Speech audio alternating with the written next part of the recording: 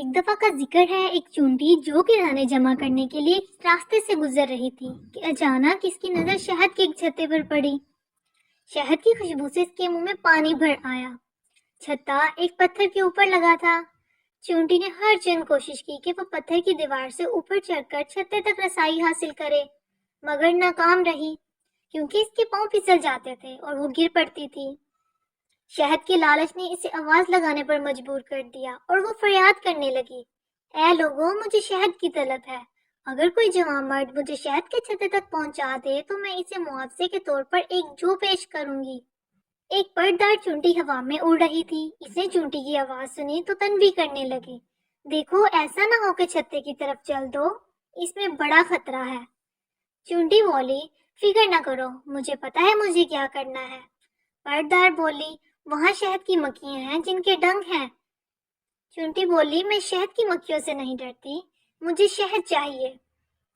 پردار بولی، شہد چپکاؤ ہے، تمہارے ہاتھ پاؤں اس میں الجھ جائیں گے۔ چونٹی بولی، اگر یوں ہی ہاتھ پاؤں چپک جایا کرتے تو کوئی شہد نہ کھا پاتا۔ تم بہتر جانتی ہو، لیکن آؤ میری بات سنو اور شہد کا خیال چھوڑو۔ میں پردار ہوں، سال خوردہ ہوں اور تجربہ رکھتی ہوں۔ چھتے کی طرف جانا بہت مہنگا پڑے گا اور ممکن ہے تم کسی مصیبت میں گرفتار ہو جاؤ۔ چونٹی بولی، اگر ممکن ہو تو اپنی مزدوری لو اور مجھے وہاں تک پہنچا دو۔ اگر تم ایسا کرنے سے قاصر ہو تو زیادہ جوش نہ کھاؤ، مجھے کسی سرپرست کی ضرورت نہیں، اور جو نصیحت کرتا ہے مجھے ایک آنکھ نہیں پاتا۔ پردار بولی، ممکن ہے کوئی ایسا نکل آئے جو تمہیں وہاں تک پہنچا دے، لیکن اس میں کوئی بھلائی نظر نہیں آتی، اور جس کام کا انجام اچھا نہ ہو میں اس میں معاونت نہیں کرتی۔ چونٹی بولی، خواہ خواہ خود کو خستہ نہ کرو، میں تو آج ہر قیمت پر چھتے تک پہنچوں گی۔ پردار نے اپنی راہ لی اور چونٹی نے دوبارہ آواز لگائی، کوئی ہے جوان مرد جو مجھے شہد کے چھتے تک پہنچا دے اور معاوضے میں ایک جو مجھ سے وصول کر لے۔ اچانک ایک مکھی کا وہاں سے گزر ہوا۔ اس نے کہا، بیچاری چونٹی، تمہیں شہد کی طلب ہے اور تمہیں اس کا حق ہے، میں تمہاری آرزو بڑھلاتی ہوں۔ چونٹی بولی، اللہ برکت دے، خدا تمہاری عمر دراز کرے، تمہیں کہتے ہیں خیر خواہ جانور۔ مکھی نے چونٹی کو زمین سے اٹھایا اور اسے چھتے کے قریب بٹھا کر خود اڑ گئی۔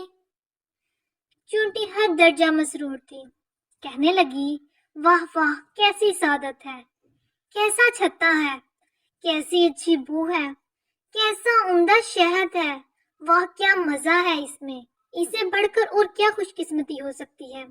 چونٹیاں کس قدر بدقسمت ہیں کہ گندم اور جو جمع کرتی رہتی ہیں اور کس وقت بھی ان کا رخ شہد کے چھتے کی جانب نہیں ہوتا۔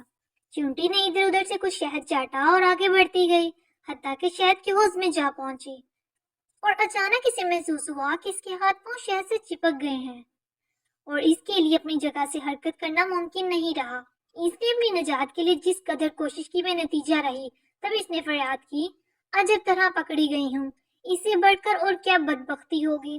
اے لوگوں، مجھے نجات دلاؤ، کوئی جوان مرد مجھے نجات دلاؤ، ہے کوئی جوان مرد مجھے چھتے سے باہر نکال لائے اور میں اسے 2 جو انعام میں پیش کروں گی۔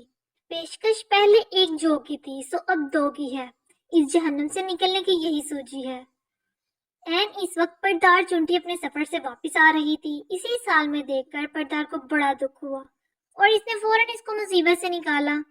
پھر بولی، میں تمہیں سرزنش نہیں کرنا چاہتی، لیکن اتنی بات ضرور کہوں گی کہ زیادہ لالچ گرفتاری کا سبب بن جاتا ہے۔ آج تو تمہارا نصیب بلندی پر تھا کہ میں اچانک یہاں پہنچ گئی، لیکن آئندہ محتاط رہنا، گرفتاری سے پہلے نصیحت کو غور سے سن لینا اور کسی مکھی سے مدد نہ مانگنا۔ مکھی چونٹی کی ہمدرد نہیں، اور اس کے لیے چونٹی کا خیر خواہ ہونا بھی ممکن کہاں ہے۔ مزید اچھی ویڈیوز دیکھنے کے لیے اس ویڈیو کو لائک اور شیئر کریں اور میرے چینل کو سبسکرائب کریں۔